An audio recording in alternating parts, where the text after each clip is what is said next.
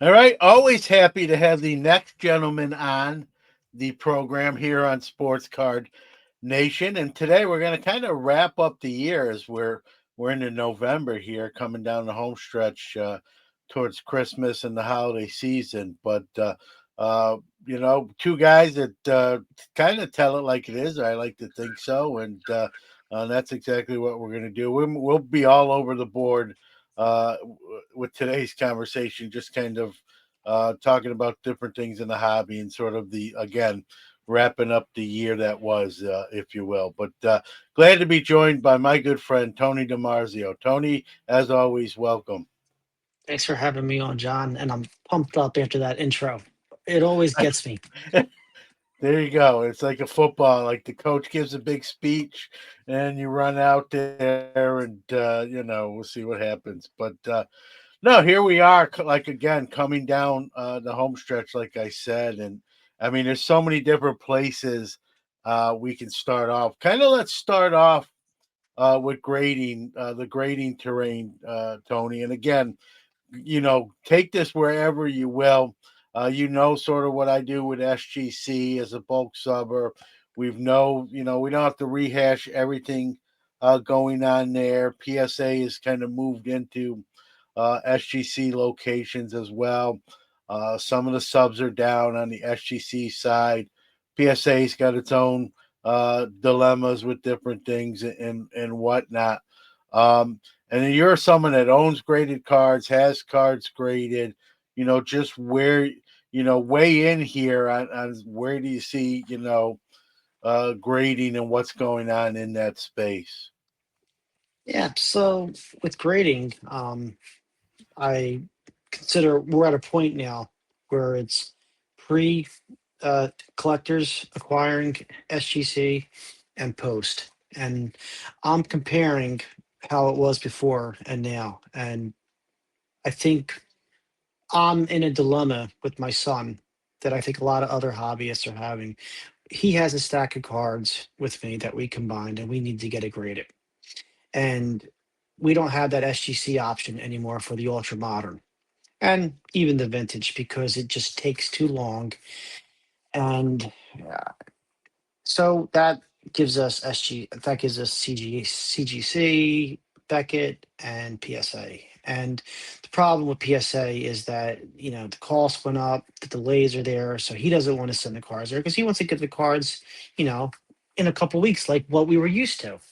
And if you pay for the expedited service, then chances are you would have it shipped door to door, graded within a week. So, it's tough. And then on top of that, my son and I and many others were worried about, the quality of the grading. We're spending money on these cards, especially with a 16-year-old. And when you get the cards back and you gotta submit them a couple times to get the grades you think that they're worth, um, that they deserve. It's a frustrating experience. And then on top of that, we all see that, we get our cards, we buy cards, and there are certain grades, and then, you go on TikTok, you go on Instagram, other social media, you get an auction catalog, and you see all these PSA 8s, 9s, and 10s that were graded 20 years ago, 30 years ago, some even 10 years ago. You could tell by the certs. And they're inferior cards.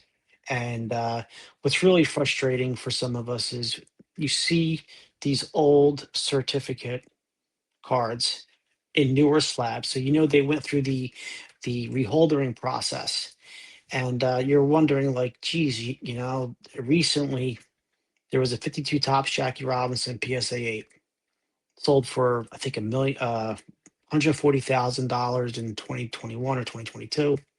Another auction house gets it, sells for $108,000, give or take. Then a private sale happens right before the 2024 Cleveland National or right after. And person buys it. It's clearly trimmed on the top and brand new holder. And the person, I guess, filed the claim because now it's in an authentic altered slab. So it's just things like that. And then, you see these eights, and you see like a 75 Reggie Jackson. It was a Topps Mini PSA 10, went for like nearly $100,000. it's clearly a 7, but it's in a shiny new holder. So I guess, so, and I'm thinking about this, talking to friends, and we're guessing that maybe, PSA is a business. Collectors is a business. PSA is one of their businesses, and I get why things are happening the way they are. They have to make money, and but it's at the expense of us. And when we see these old graded cards and the new graded cards that are held to extremely strict standards, and you're wondering, well, why did this card that was graded 10, 15 years ago in a new holder, and it looks like a not as good as my card. And then you wonder, well, maybe it's because of their $250,000 guarantee. So when you submit through PSA, you're buying insurance before the card gets graded and after the card gets graded when it gets back to you. That's the upcharge if it's on the tail end. But when you select the tier, that's you're buying insurance because they're guaranteeing that if anything happens to the card in the future with a different owner, the card is protected in that case. So all these people, when they're reholdering their cards, they're not going to say anything. PSA is not going to say anything if the cards are inferior or trimmed or damaged most of the times, because every household only has a $250,000 cap. So, and that can go pretty quickly with the ultra modern market.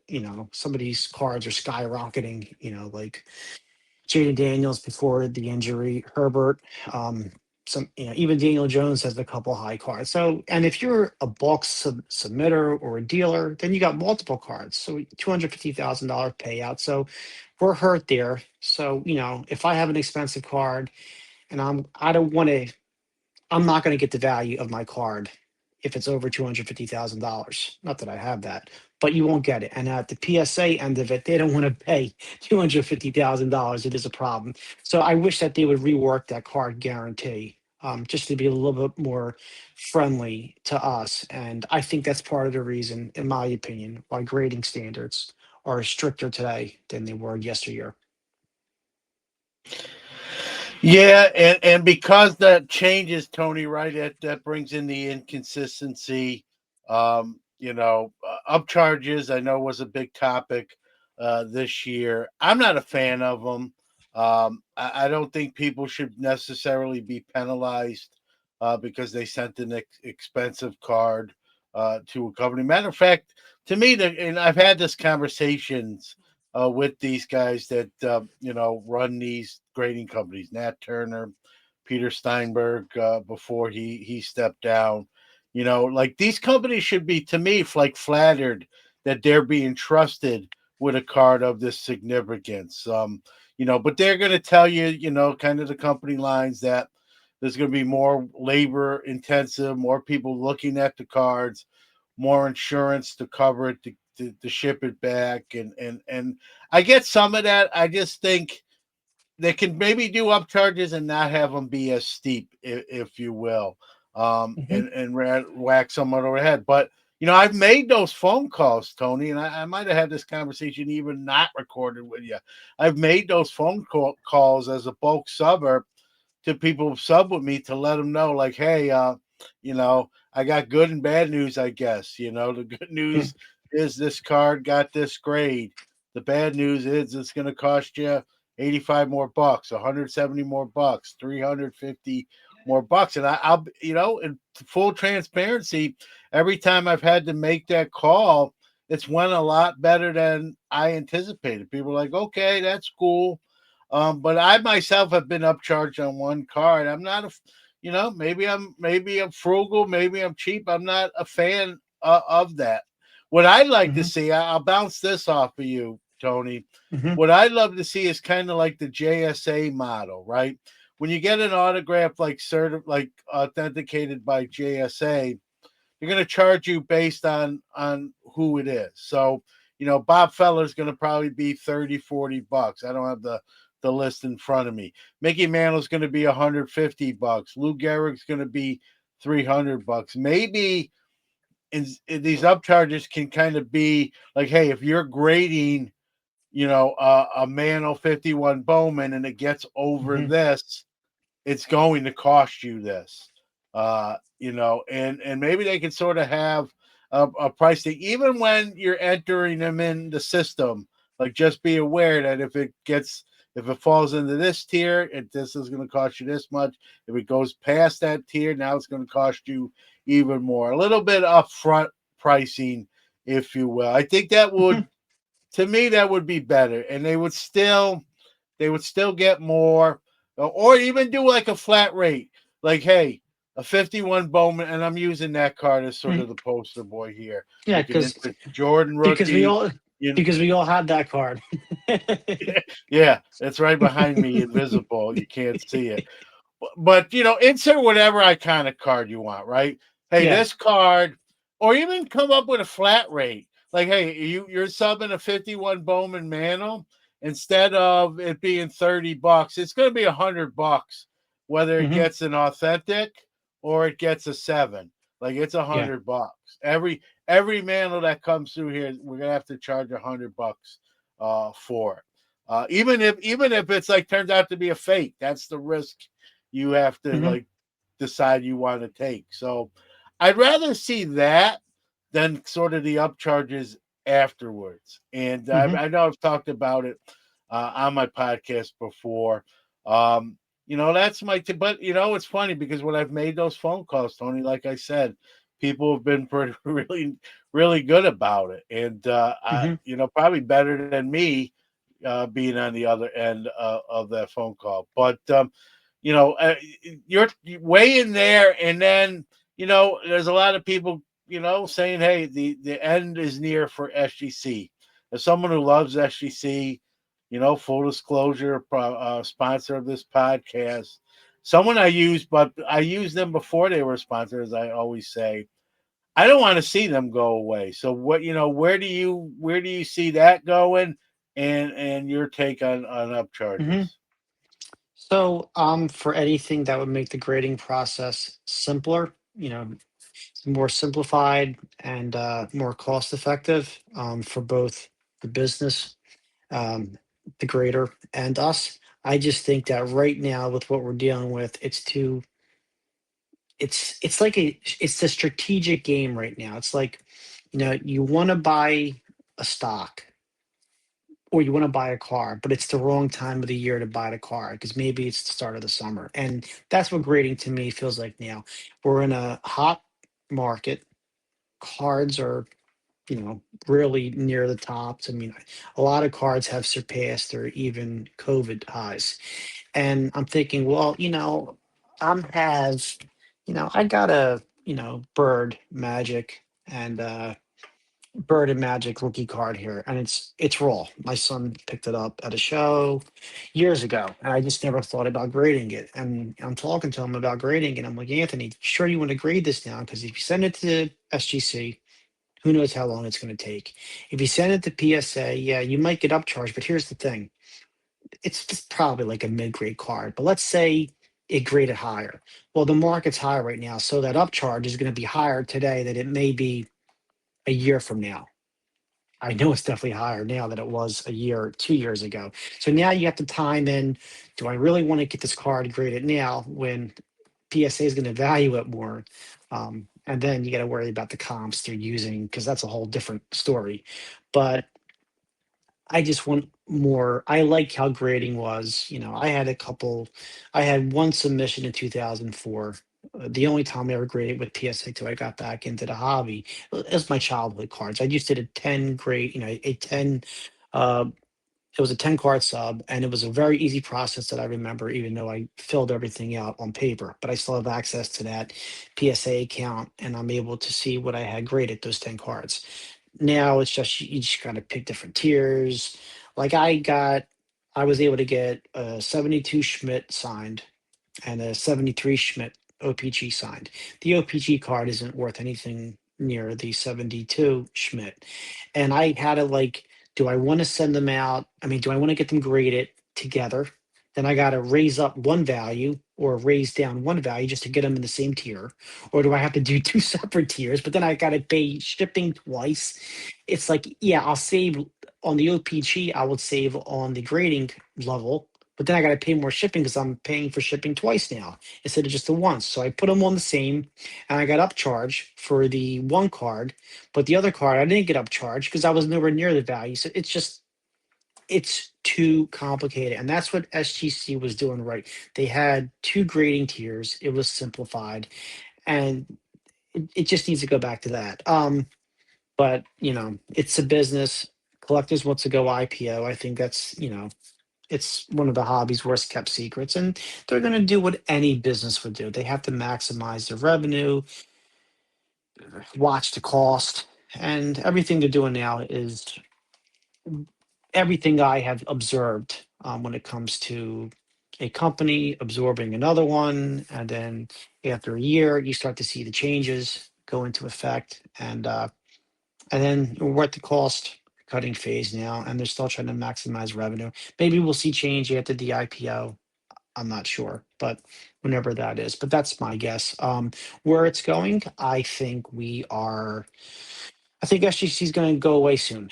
And honestly, if it doesn't go away and it just stays as name as itself, we're never going to have the SGC customer service like we had before. PSA does some great things with their customer service. So I'm not just saying SGC's customer service was better, but they would respond via email. If you ran into a problem, it would be easier to get in contact with folks. But again, you're dealing with more folks submitting cards at the same time as you, whether it's TCG or sports, and it's just a mess. But going back to things you hear in the hobby, I don't envision, my own opinion might be dead wrong, but you hear things through the grapevine like collectors tried to acquire SGC multiple times. There were certain things in the terms that maybe collectors didn't want in the terms, or SGC didn't want. And, maybe one of those may have been a crossover service, where SGC slabs would cross over in the PSA. I don't know, but it's not happening. And, when you have someone like me, I had an SGC to Demarzio card. I thought it was, I wanted it in a PSA slab for the set registry because in case if I ever sell it, and I got denied with a minimum grade crossover too. But guess what? I cracked that same card out, set it in raw, and I got my two. So I had to pay for grading twice, but I ended up getting my card graded properly, and now it's at the correct grade. So it's no, just wish things they should just make it easier crossing over from one because they're under the same company now, but you should be able to cross over SGC to PSA or PSA to SGC, and they should have some process in place just to make things easier. But you know, it is what it is, and we just gotta live with it. Yeah, I hope you're wrong with the SGC going away, but at this point, I guess nothing surprises me That's just my own anymore. opinion. Like, It's yeah, it's yeah, just and well, my own opinion. and you could be right, Tony. You could be Hmm. right. I hope you're not. As much as I love you, I hope you're wrong there because I don't want to actually. But PSA has moved in the building now. It's a you can look at that two ways, right? They're going to coexist and being in the same building. That cuts the overhead down, some cost cutting, or you can look at the other side of that coin, like when SGC's not around, they already have a building and they're just it's them only, right? So I guess it depends who you talk to and the opinion you get. I think one thing I will say, and I think you'll probably agree with this. Whatever if that's going to happen, it's probably going to happen in the next few months. I think No, that's where yeah, we're maybe. headed. If you look at some of the different things, the different shoes that have dropped, I think it's going to be in the next 3 to 5 months, if not sooner, that would happen if it's going to happen. But I know we talked off the air, if you will, and I had mentioned to you that I've heard whispers that Fanatics was trying to buy SGC at the time as well, which Fanatics, was very transparent when they acquired Tops and the licensing that they wanted to also get into the grading space. And I think the rumor was that they had tried to purchase uh, SGC more than once, maybe, and maybe that's where the whole collectors thing kind of comes in, and maybe Mhm. SGC was trying to really hold both of those entities off, and then decided, look, you know, we can't hold them off forever. Let's just take the best deal, you know. And I when I heard these whispers from when someone told me that this was potentially going on, I in my own head I just think if Fanatics owning any grading company to me is a conflict of interest when you're grading your own cards that you produce. I don't think that should be done like that. So had a Fanatics acquired SGC, as much as I love SGC, that would have been the end for me. That would have been I would have stopped the sponsorship. I would have stopped sending cards that way just because I don't morally and ethically I can't support that. So I'm glad that didn't happen. Um, you know, I guess the collectors was the lesser of two evils for me. I just again at the end of the day, I hope it doesn't result in SGC not existing no more. And here's the thing that I would say to collectors, and it's nothing they don't already know. And I think they're seeing it already with some of these population reports and the gem rate reports, right? If they phase SGC out, Tony, and you know this as well, and probably most people listening know this as well, there's going to be a number two company. If it's not SGC, and some would argue it's not even SGC now, it's going to open that door for someone else, right? And there are people that say, hey, I don't want to send a PSA, I only send SGC. So those are the kind of people where if you get rid of SEC, those people are still not going to send the PSA. They're most likely going to go, whether it's Beckett, CGC, or another grading company. And again, that's going to open the door. I'm not saying PSA is going to lose their number one footing, but someone's going to be more entrenched at number two than they already are. Mhm. And so that's that's what you're doing if you get rid of SGC. I'm sure they know that. I'm sure that's not the only consideration. Comes down to the dollars and cents too. But we'll see what happens. Yeah, we sure will. It's grading is not a topic I like to talk about. I'm sure it should be fun grading cards. That's the Yeah. moral of where I'm getting at. That's the moral of the story, and it's not. And but I will say one thing about collectors: the PSA ticket grading service. I'm hearing great things about it. I went through it myself. I know they're down in Texas now. The head of the ticket grading seems to be a true collector through and through. Maybe doesn't have to worry about the business side of things, doesn't have to report to a board like Nat does. But I'm hearing positive things from my ticket collecting friends, and that's good stuff. So at least that's going on right. Yeah, things are fluid, man. Things will change quick, and even by the time this comes out, who knows what developed or what news story broke. Things happen Mhm. quick, but we're gonna see. We're gonna see what develops, who's still around, and what those numbers bear out, and what new, plus new technologies. And I don't have a ton of tickets, but I do have some, and I've had good luck, grading those tickets that I've had graded through PSA. So I actually have another one that's on my list to get subbed in there. So we'll see. I got to get that done. So well, let's pivot to somewhere. I don't want to beat grading to death, like you Nah, said. You're not a huge fan of like talking about it in this regard. So let's go kind of that's the next thing on my list, Tony. And we're seeing, a lot of big cards sell for auction. We're seeing a lot of social media and content creation where people are, posting a lot of their purchases.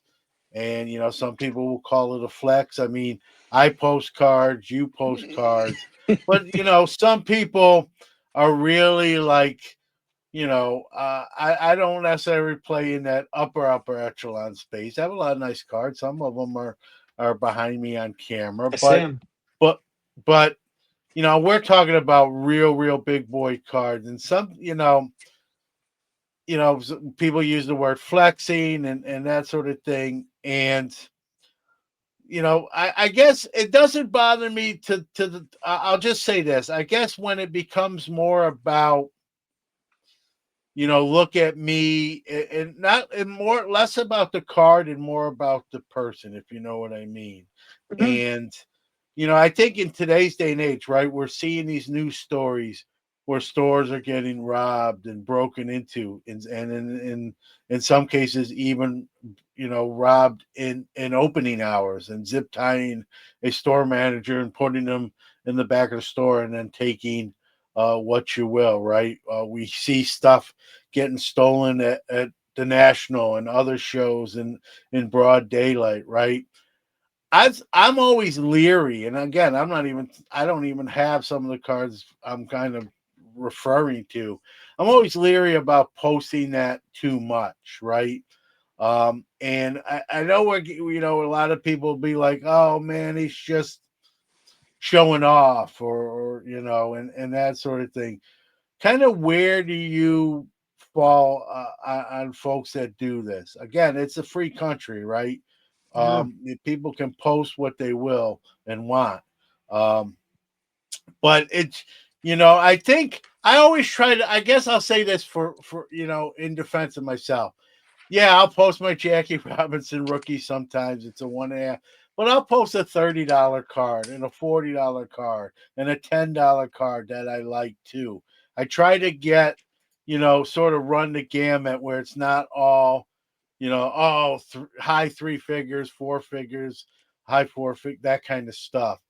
Kind of where do you fall in on this, with some of Mhm. these, air quotes, flexes here, if you will. I, I don't really have that problem because my biggest PC is probably Steve Jeltz. And I got Steve Jeltz here in a Phantom display case Nano that I picked up for $15. And it came with a stand for an extra 12. And definitely cost more than the card. and I like to pride myself on being maybe the world's largest Steve Jeltz collector. So I don't have that No, I problem. don't. I don't think there's maybes. I think we can. You are. Yeah. I don't think there's a Yeah. maybe, Yeah. unless there's a But Steve Jones family member that's just trumping yeah. you. But I Yeah. think the guy. So Even then, I still think you're the guy. but some people are able, some people, well, it's different tiers in the hobby of, what people do for a living. I mean, so everything we all have in common is we collect cards. What tends Yeah. to get different other than, where we live, is our occupation, and then you got a little bit of the salary differences and so on. So, the nice thing about cards is you can have a CEO of a company hanging out with a person who just started at that very same company. But because you share the common passion, and that's sports. And then what's part of sports? Sports cards. So folks want to advertise their collection. They want to show off, in a good way. They want to share with the community. It's about having friends and friendships, and meeting new people. And yeah, you got to be worried like anything else. Just in the news not too long ago, there was a family not that far, and they got robbed, and someone got hurt really bad because a person who happened to be hired to help on that property saw some antiques, that they thought were valuable, so they came back a couple days later, and they robbed the family, and someone got hurt. So it's terrible. Then you hear stories about the family, a man and his wife in California. I think they got a Babe Ruth ball stolen, a signed ball, along with other things. So it's like what we're told when we go on social media, don't advertise, so to speak, if you're going on vacation before you do. So if you want to show off cards, just be aware there may be a bad consequence with that too. But in terms of showing off different cards of different tiers of value and popularity in player, it's nice to be able to show off what we have. And at the end of the day, if you want to display and share with the world what you have, just Do it because you love it. Don't do it because you think it's like a stick measuring contest, because, that's not where we're at. That's not what the hobby's about. It's about community, and not all of us are have equal means. So that's my thought on that. Yeah, that's kind of Oh, where I was oh, going. Eh, sorry. Go One thing ahead. I think you may touch upon is that I have been invited to a couple private groups, like Instagram has them, uh, Facebook has them. So there are some private groups where, and I recommend that if you're in a group with people who you trust, maybe that's the better place to share, or making your social media page private, than just publishing everything publicly. Yeah, that's a good advice, and that's sort of where I was going, Tony. I think there's a Yeah. little bit of like kind of keeping up with the Joneses, right? Oh, this person posted this. Let me one up them with this card, and then it becomes a little. It becomes more about like bettering someone than the enjoyment itself of the card. And I know everyone enjoys their cards, or at least I hope Mhm. so, right? Or what are we doing it for? But I feel like there's a little bit of that going on. Like and it's not just a hobby thing, right?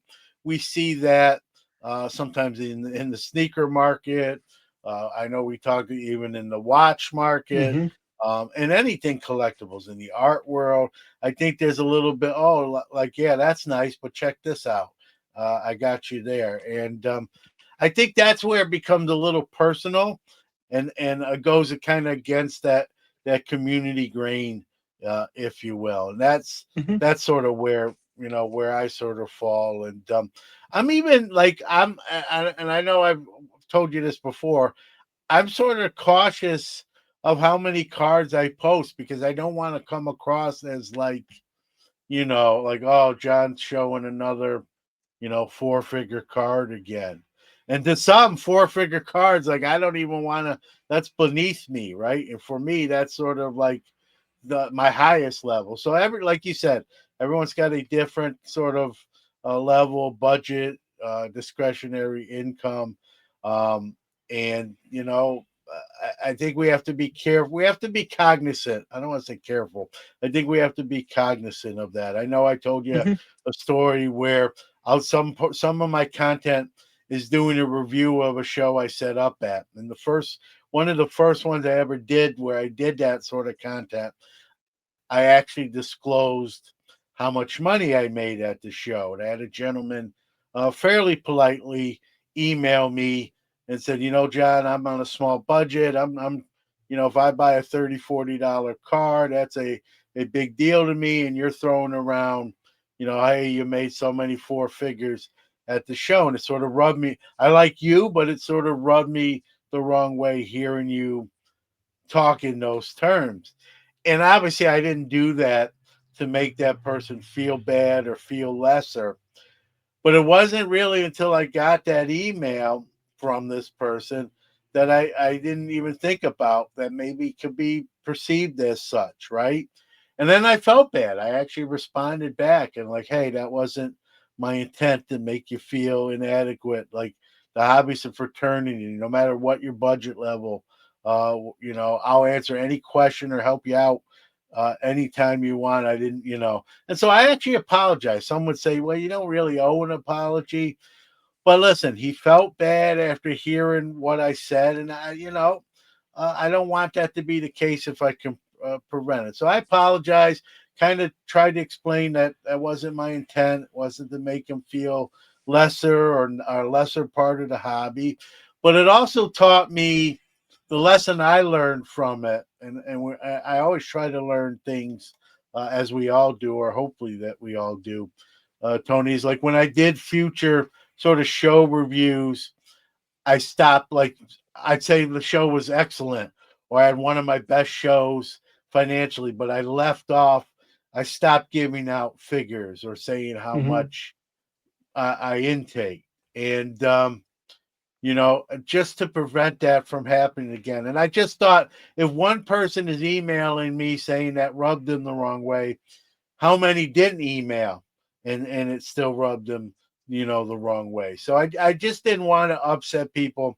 And again, that's a double-sided coin, right?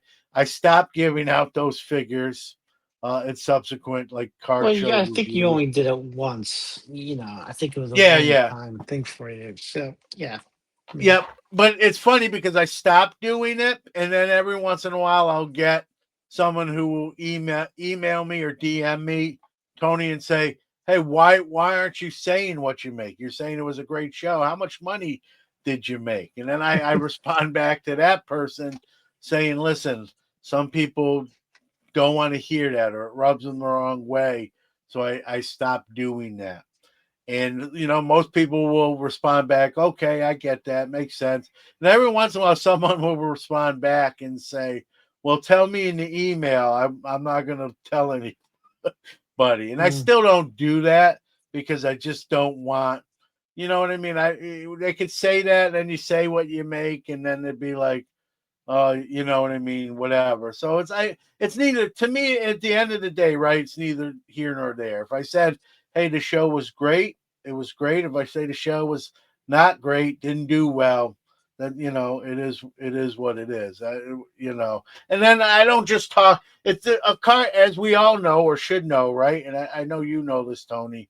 Right? A card show isn't just about the dollar signs, right? It's about the people you meet and see again and talk to and mhm. that come to my table that I know, and those conversations, or acquiring a card. Even as a dealer, you buy cards. So it shouldn't just be about how much money you make. Sure, is that important? Sure. If you're a dealer and you set up at a show, that is important to say it's not as being disingenuous. But I don't want that to be the end all be all, especially when it comes to content creation. I don't want it to be just about dollars and cents. To me, I got into this hobby, and I'm going off on a little soapbox here, but I got into this hobby as a 7-year-old kid, Tony, and I didn't care what stuff was worth then, right? It was only as I matured through the hobby, acquired more cards, start working at a card store, start doing shows on my own for the first time, where that became more uh, important, or more of a part of the equation, if you will. But even then, and even now, it's not the end all be all. I don't. Mhm. I'd still do cards even if I wasn't doing card shows. I'd still do cards if I wasn't doing a podcast. So is money an important part of the hobby? To say no would not be truthful, right? But I don't want it to be the focal point or the only point. And so I've stopped giving out some of those numbers, or even when I say, "Hey, I got this card," I don't always, you know, say what it cost me or what I paid. And like, this just as well. If someone wants to find out, they can, in today's tracking and analytics, people can find out what someone paid for a card if they're Yeah. dying to know. And so I don't make dollar signs a focal point. Is it a topic sometimes? Sure. I just don't want it to be a huge part of what I do or I talk about. But for some, it's a bigger quotient, if you will, or a bigger part of what they do. And then, frankly, there are some people, and who are self-admittedly would tell you that's really the only reason they do it now. And again, it's America, right? You don't necessarily have to apologize for that. But for me, that's not my modus operandi, if you will. Sort of, kind of your thoughts on sort of that rant that I Mhm. just went on. So for me personally, I think 95% of my collection would be considered an investment, um, because regardless whether you're spending $10, $20, $30 on a card or even 1,000, you don't want to throw the money away. So for 5%, 10%, I like to have fun, with the Jelts or the occasional Ben Simmons or Jeff George card. Uh, you know, um, picking up some art, a lot of good people in the hobby are doing art now, custom work of based on cards or ball players, and they put them in different types of card designs. But yeah, we don't want to. We don't want to buy cards and then ultimately they lose their value, which could happen at any time. So for folks that consider cards as an asset, I totally get that. For folks who consider cards as just a strict collectible with no monetary value, I understand that too. And for folks like me who do a hybrid approach, I just try to always stay cognizant of, how much I'm spending and because it's like what we talked about on the Mike Burkus stage at the national. It's for me, it's about having an exit strategy. And I learned that when I was able to, pick up a Cracker Jack card, which I showed on the first time I was on the show. I was able to convert, 16 Mickey Mantles and two Michael Jordans and a Clemente autograph, and I was able to get a couple cards from that. So, you know, downsized. Dollars since probably stayed the same, but footprint of my collection got a little bit smaller. So, if I bought something that went down in value, then I never would have been able to do that. So I just think it's definitely cognizant to use applications like Card Ladder, BCP, to keep track of your collection. And most importantly, as we spoke about offline and last time I was on, just make sure you're spending money that you do have. Don't take credit card loans and other things to buy cars because that's when you end up having a situation like a margin call, so to speak. Because sooner or later, that credit card bill comes due. Person always want to be Yeah. paid back. So yeah, Yeah, but and it's so easy, right? It's so easy. With listen, and I've done it. I'm full disclosure and full transfer. I talked about on this very show that at one point I had a $10,000 debt in opening wax and buying cases and opening mhm, boxes. And it's gone now. I paid it off, but it taught me a lesson, right? Don't do that again. It's why I don't open a ton of wax anymore, mhm, Tony. Number one, I'm heavy vintage anyway, but even if I much like wasn't, them. that taught me it's like the Pavlov's experiment, right? How many times you're gonna go in the alley and get whacked over the head till you stop till the light bulb goes on and you say like, hey, like every time I go in the salad, I get whacked in the head and it hurts. I'm gonna stop doing it. And for Yeah. wet opening lots of wax became, but it took $10,000 lesson to learn it. Thankfully, Mm. that's paid off. But someone said, well, why did it's sort of embarrassing, John? Aren't you embarrassed? I'm not really embarrassed about it. I'm not proud of it either, but I used it as an example that you can go down that rabbit hole and not even realize it until you one day you wake up and you get that bill. It's easy, and this isn't even just a sports card thing. This is anything you buy with a credit card, right? You forget, right? You're just running your card through a machine. You're just putting the numbers in on a computer screen and ordering something, and then you have the item, and you're like, man, I didn't even pay. Like I didn't pay any money for this, but like you said, that bill still shows up But eventually. And you so yeah, that's yeah, go ahead. interesting.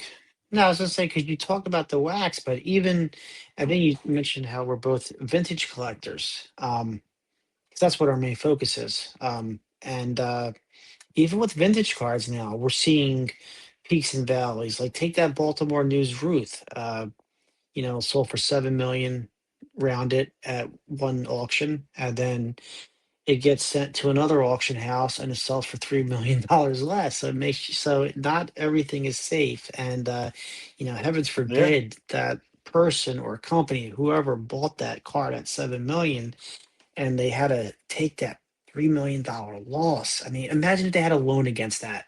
So not only are you taking a loss on a card, but you're also getting a buzz cut on the interest rate and everything because the yeah, loan is still due. So hopefully, folks are, not doing that. So I think a lot of folks in the hobby are smart and just, because it's like anything else, profits are not guaranteed. Long term, I think it's fine, yeah. but It's short term. like, and I'm a sports better. Again, full transparency. I'm not a big better. right? I'll bet a little bit each week, especially during. I'm more of an NFL guy. And here's the thing: I don't go to the casino and play blackjack or roulette or craps or anything like Hmm. that. But I feel with like sports betting because I'm a sports fan, right? That you have a working knowledge, right? You know, hey, this person's hurt or this guy's not playing, this guy's good, or this, you look at how they match up. And I will say this, and I don't want to sound conceited when I say that. I generally win more money than I lose. Now that varies Then from week to week. And when I'm saying money, it's not thousands. We're not talking thousands of dollars here, right? And it just gives me an interest on each game, right? Uh, you sort of have a dog in the fight, whether it's a $5 bet, $10 bet, or $20 bet, and that's generally what I'm talking about so here, right? But there's no guarantees. There's no yes. guarantees, even with that. As much as I think I know the NFL and lines and overs and unders and money, as much as I think I'm maybe more than the average guy, there's some weeks you lose, right? And so same thing with cards. Is no matter what where your knowledge base is, I probably would have lost on, I wasn't buying the Baltimore News, Ruth, Tony, but that did when that happened, that surprised me that it didn't bring at least kind of what it did the last auction, right? And I think the bigger surprise was how many million less that it went for. Not even, Mhm. it's one thing to go for less from 7 million to 3, but it didn't go from 7 million to 6 or 5.5. It went from 7 million to 3. So, like you said, there's no guarantees. And if you're buying that card on a credit card or a loan, that that you lost, right? And that's a big hit. That's a way bigger hit, obviously, than my $10,000 wax debt on a credit card. And so, and I Mhm. don't care. I don't care who you are. 4 million bucks is a lot of money, and So so it's a good you got point by you. Go ahead. so you got me thinking now. So I think we need sports card nation lock lines, and we'll do it in the same way that Jim Feist used to have his infomercials in the 1980s and early 90s. And you can give out straights, parlays, sucker bets, teasers, ties Don't give me any ties win, ideas, ties Tony. lose. and Because then I'm and actually a then very sensitive guy. Even if I'm not doing that, I'm joking here. But even if I was to do that, and then someone emails me like, "Hey, I took your advice and I lost," and I would honestly feel terrible yeah, yeah, but about then that. not only can you offer it on the games, but then you can offer it on cards like Will Greer versus Kyler Murray. Which one's better? That right now, neither Will Greer's done, and Kyler Murray is hurt slash being benched. So Look at this guy. See this guy here? I'm showing a Bowman Tiffany. Oh, sorry, Topps Tiffany 1990 Jeff George. he's got one of the greatest arms in football history, not one of the greatest Yeah, careers. no, yeah, He but had a like he had a this is gun, a and that's banger. Yeah, that was back in the day, man. People were killing for Jeff George, and and highly, it's the Tiffany one. yeah.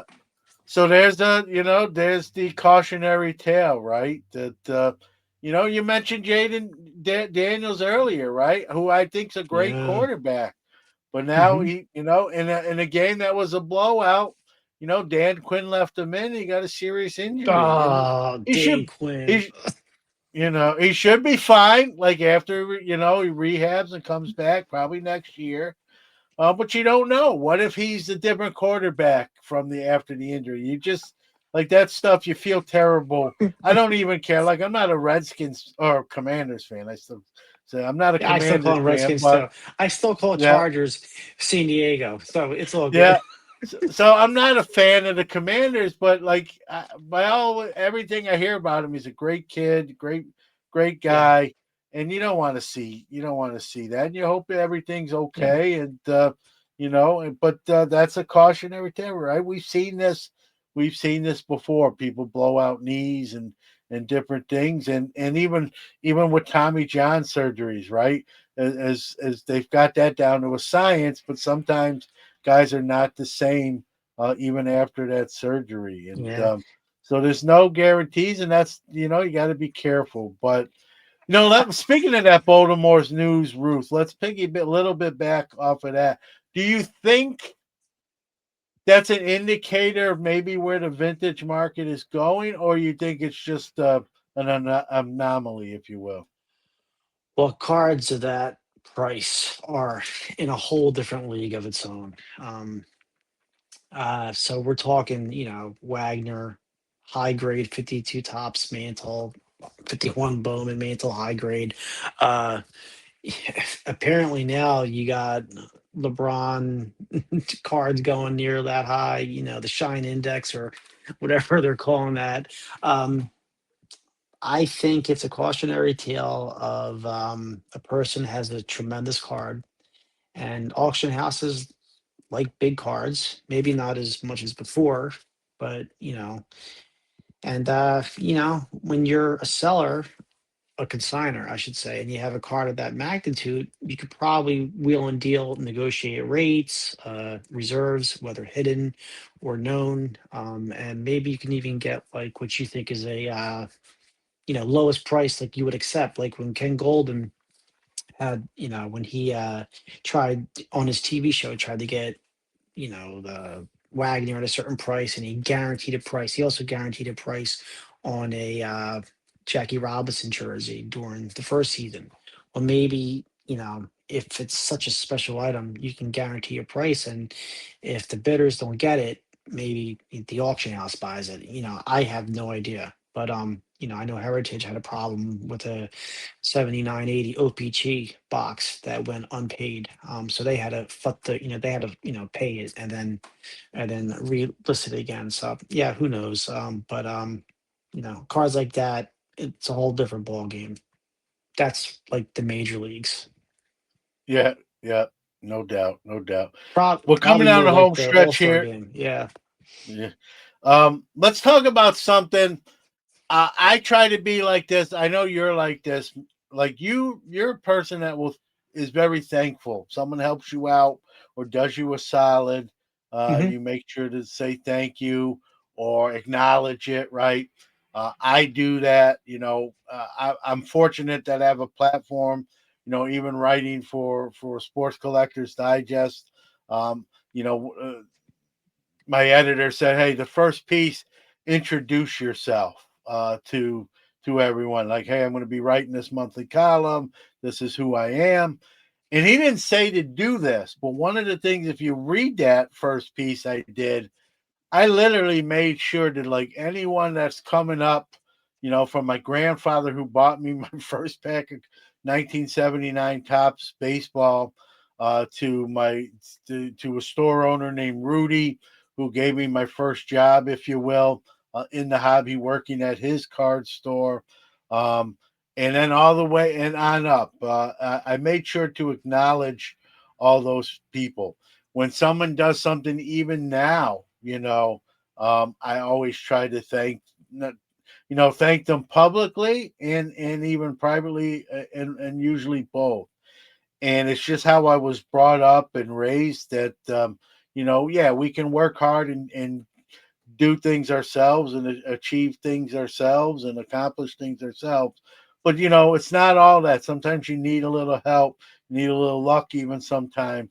And so I'm always appreciative of that. If someone helps me, find something. When I talk about, um, the Aaron rookie, which is behind me that I bought, Danny Black was instrumental in sending me that link. Right, we all have friends in the hobby that do different things, and I'm always cognizant to acknowledge that and let them know, like, hey, you didn't have to do that, and you did. Thank you. Everyone knows. I want everyone to know what kind of person you are. Um, and I think most people are good like that. I know you are. I try to be. I feel like I check those boxes, but sometimes that's a lost art, right? And sometimes you don't see that, or maybe you don't, get acknowledged. I do a lot of racks, where I'll just send Hmm. cards to people, no strings attached, right? And I don't get me wrong, I don't do that to get like, hey, when I send them the cards, there's a note in there like enjoy the hobby, thanks for listening to the show, what yada yada yada. I don't say, hey, publicly post a thank you. Like I don't, you know, go for that. A lot of times they'll post a picture like thanks to John at Sports Card Nation. He sent this to me, but it doesn't happen all the time, right? And I'm not going to sit here and say that when it doesn't happen, it's not a little disappointing. But it won't also stop me from continuing to do it either. It won't be to that level. But I think most people do. But there is that group, right, that it's not, maybe like me or you or like most people, and sometimes maybe it's even innocent enough where they just forget or they think they did. Your kind of thoughts on, we talk about community, right? That's a two-way street. Just some of your Hmm. thoughts when it comes to, acknowledging when someone helps you or does something for you or gives you something. There's a Robinson behind me that was a custom Robinson, and Logan Ward sent that to me, and I Hmm. made a public post, and that's right. I think that's the least you can do, in my mind. And sometimes it doesn't always happen, I guess is what I'm saying. And when it does it, it's too bad. So kind of you weigh in here, if you will, Tony. Yeah. I think it doesn't. I think it's can never hurt thanking someone, whether that person. I mean, you're going to know the person well enough, whether the person wants to be thanked publicly or privately, or But like when we were talking about tickets earlier about grading, 2025 for me has been a lot about relationships, new friendships. So met quite a few people. Turns out one of my good friends now, I consider him a friend even outside of the hobby because we could talk about anything. He works at the same company I do, different state, but it's like, cool. I mean, really great. And, Tom helped me find a Mike Schmidt 500 home run ticket signed. Um, my son does rowing. This is his second year, and I have a 1936 Olympics from August 14th, Berlin, when the Yep. boys in the boat, won the gold medal. Showing that ticket here, and it's almost a full ticket too. It just someone tore off the corner. I guess that's like, the proof. I guess that's like the Yeah. stub, and that's pretty cool. And if that wasn't enough, Tom gave me a heads up for a June 8th, 1989 Phillies ticket that's autographed, and it's the game when Jelts hit the two home runs, and There you go. he was referred to as Babe Ruth in the auction. I mean, in the he was referred to as Babe Ruth in that game by the announcers before he hit the home run. Like, oh, here comes Babe Ruth up the bat, and then he hits a home run, and the Phillies, end up winning after being down 10-0, and Jim Rooker ended up having to walk back from Philadelphia because that's what he said. If we lose the game, the Pirates, I'll walk back. And couldn't do it after that game, obviously, but he did it a couple months later and took him like 2 weeks or something. Then, other friends I have made.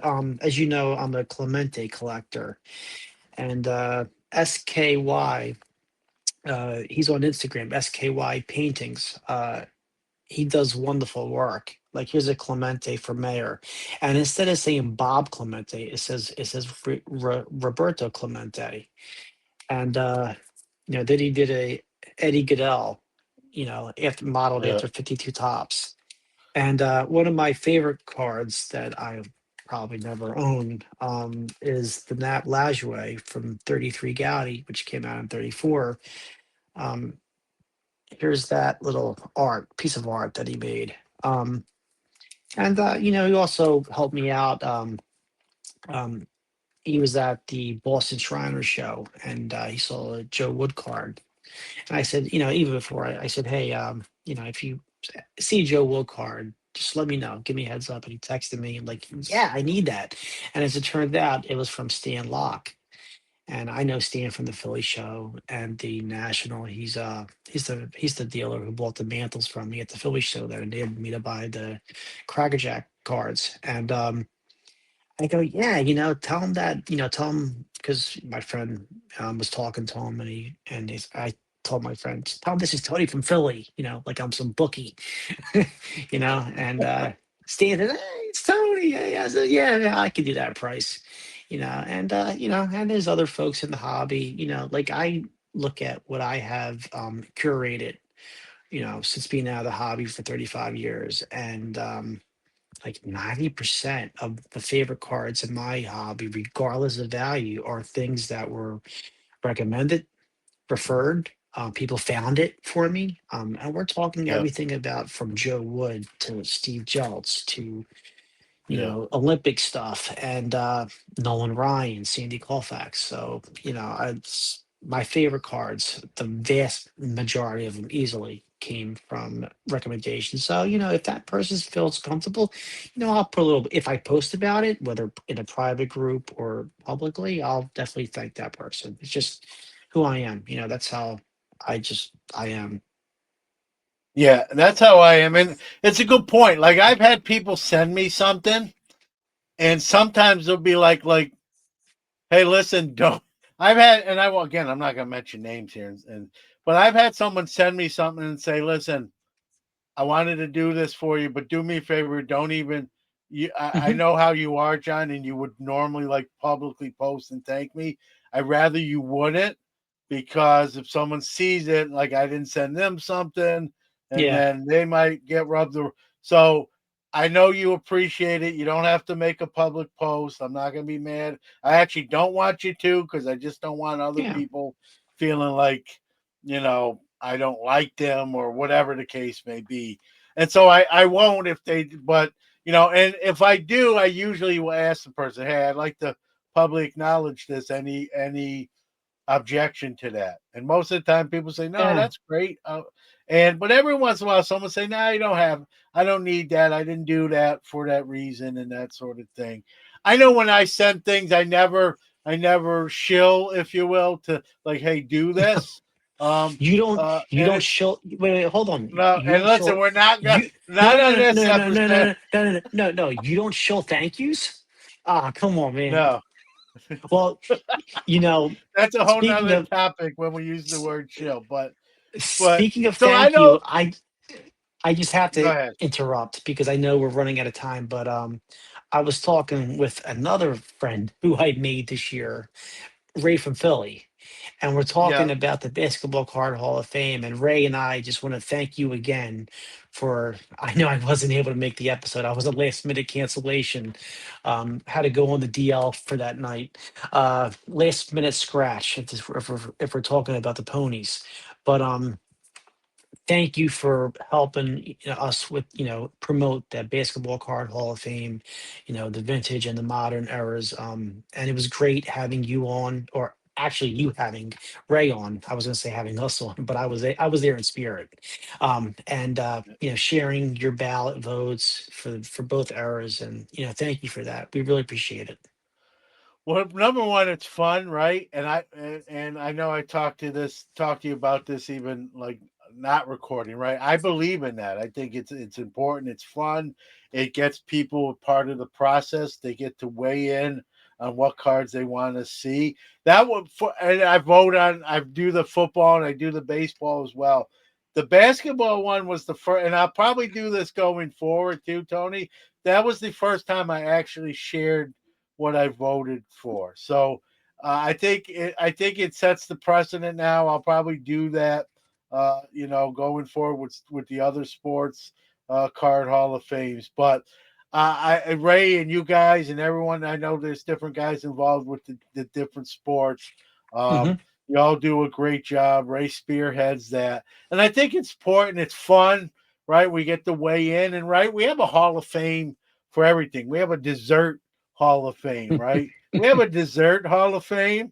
We got to have sports cards Hall of Fame, and so I believe in it. It's fun. I partake in it. So why not do that and promote it and share it and get other people that maybe not aware of it to be aware of it and partake in it. And I know it's a labor of love for all you guys that are involved in it. And it's fun to see, right? It's fun, like any kind of Hall of Fame, just like the baseball one that's coming up in real life, with players, right? It's always fun to see who gets in, who doesn't, debate like why this guy should have been in and why this maybe guy shouldn't have been in.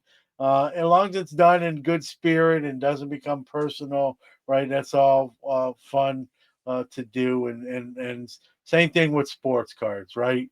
And we've got a lot of iconic cards and then still that aren't in yet, but we'll get in as all these classes, each year, right? And so it's something I'll support for as long as I'm around and partake in. And I've told that to Ray. I'll say this to you, right?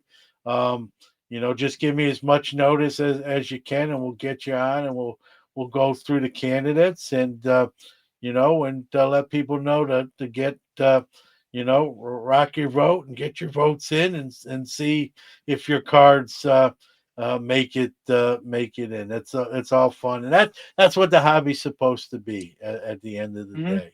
And so it's easy for me when something's fun and interesting, right? It's easy for me to promote it because that's what it should be all about to begin with. So The I know you fun thank and the me, but people. Yeah. yep, yep. Fun and people. Well, We make it listen, fun and people. Yeah. yep.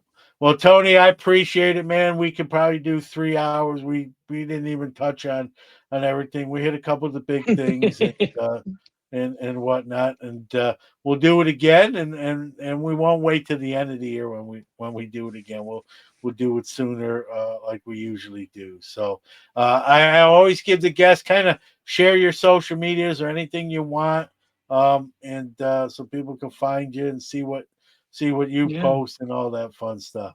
Yeah. So I have a YouTube channel. Haven't been making videos lately, but I do have two upcoming videos that people will like. One was about a fellow collector who worked with his father-in-law and put together the 1914 and 1915 Cracker Jack sets from 2006 to 2008, and they accomplished it in less than 2 years. And then the second episode is going to be about the 1968 Tops 3D set. So those are the two shows I'm working on for YouTube to the end of the year, and then I'll take a break. And YouTube, just search for TJ, then is online, and you can find me. Or just look for TJ Steve Jeltz or something, and then you'll find me quickly. So yeah. There you go. Eh, Well, listen, and man, this is thank you. always yeah, this is always fun, and maybe we'll do some other stuff. We talked about maybe reviving a show that I used to do, maybe Oh. rebranding it. So there's a little tease. I can't guarantee it, but you know, two guys who like to talk, right? That's easy And to. with our We have no hands. yeah, with that too.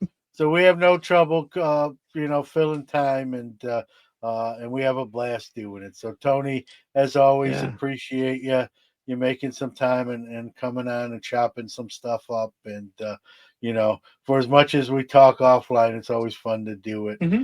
online as well. So thanks, man. Yeah. Thank you for having me.